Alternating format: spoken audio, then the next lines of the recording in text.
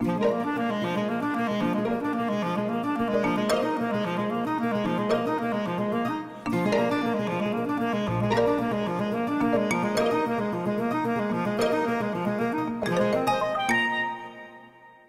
Keegan, congratulations on your appointment as the President of the American Chamber of Commerce in Ireland for 2013. Later this morning in Dublin you will host a press conference to outline your priorities as you see it for the Chamber this year and directing foreign direct investment. What are they? Well, thank you, Brian, and what I say, it's a great honour to have been appointed as President of the Chamber for 2013. When you look at the circumstances in which Ireland finds itself, the government is implementing a recovery programme. We've had 5 successive austerity budgets, and the government is making difficult decisions around expenditure cuts and tax raising.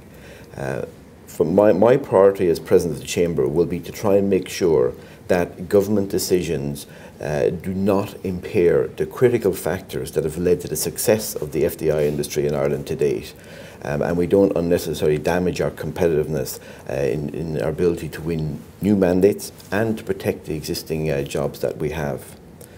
In the Chamber, we have identified the 3 pillars upon which our success to date has been built: of tax, of talent and competitiveness. And my priority will be to make sure that we constantly reappraise our offering under each of those 3 pillars, and that we don't do anything to impair them. I think it was interesting when the IDA launched their 2012 report last week. I read 2 key messages out of that report. One was our continued success in winning new mandates, 145 projects announced. I thought it was really pleasing to see that over 40% of those were from companies establishing for the first time in Ireland. But also 12,700 jobs created, a net 6,500 new jobs, the highest for 3 years, the lowest level of job losses for 10 years. So we are still in a very good competitive position. But the second key message, I think, that we heard from the IDA was ever-growing competition. The IDA specifically identified the UK, Switzerland and the Netherlands as being companies who are very, very competitive in the FDI space.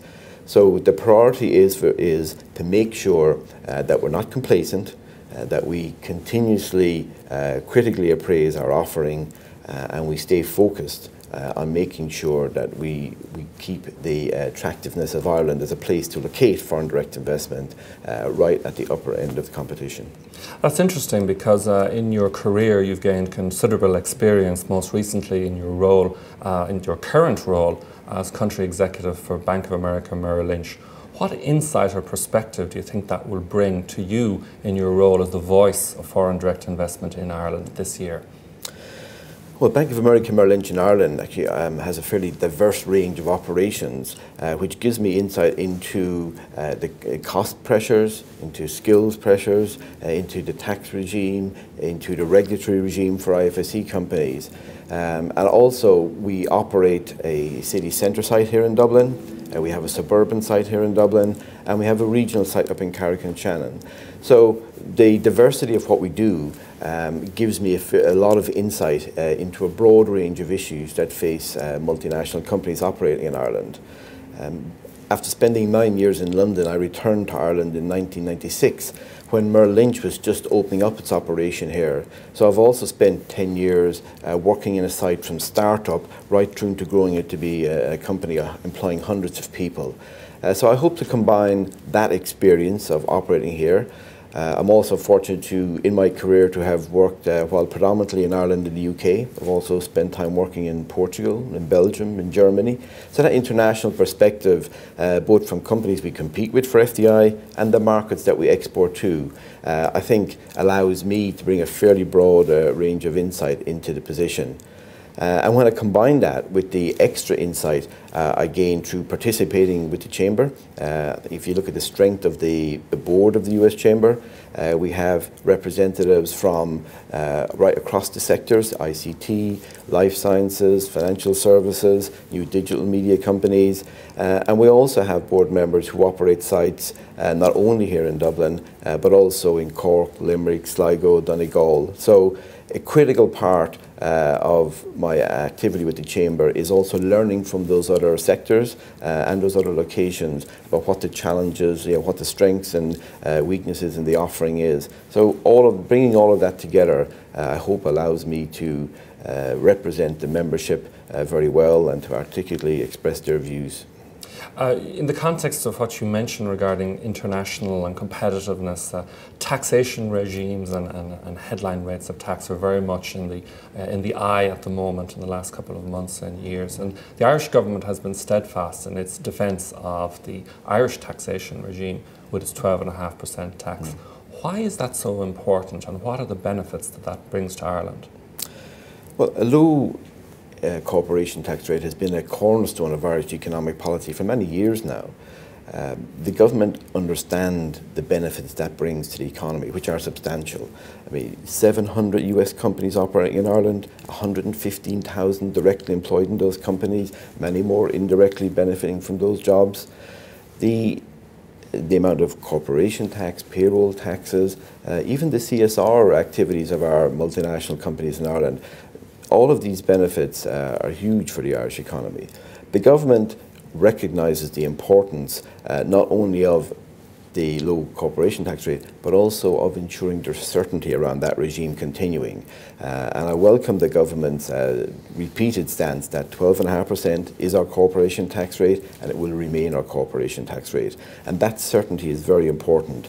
Companies who are looking to set up sites in other locations are looking at a multi-year horizon. So it's very important that not only do they understand the regime today, but they know that that regime will continue into the future. The government and the Taoiseach has stated an ambition that Ireland becomes the best small country in the world to operate a business in by 2016. What are the next steps, as you see it, to move along that path towards that goal?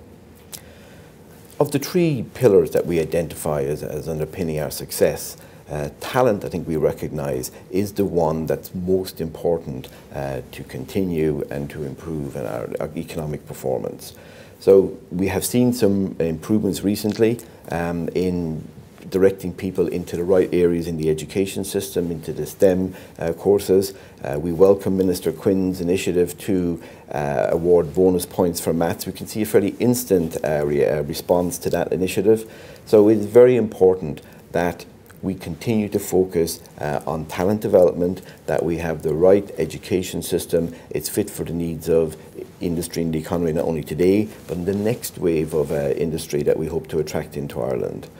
In addition to that, Ireland has to be an attractive place for people to work. Talent is mobile. It is very important that not only can we attract in talent where we need it, but just as important, that we have the right conditions in Ireland that allows us retain our own indigenous talent. And that's very important. We know that talent is mobile, it will work around, talent will move around the world, and unless we have the right conditions here in Ireland to retain that talent, we're not going to succeed. You seem fired up. Are you looking forward to the year? I am, absolutely. I think we have a wonderful membership, world-class companies. We have great people who are passionate about their sites in Ireland and making them successful. I'm very honoured to be in this position, and I look forward to engaging with government and you and your team right through the year. Peter Keegan, thank you very much. Thank you, Brian.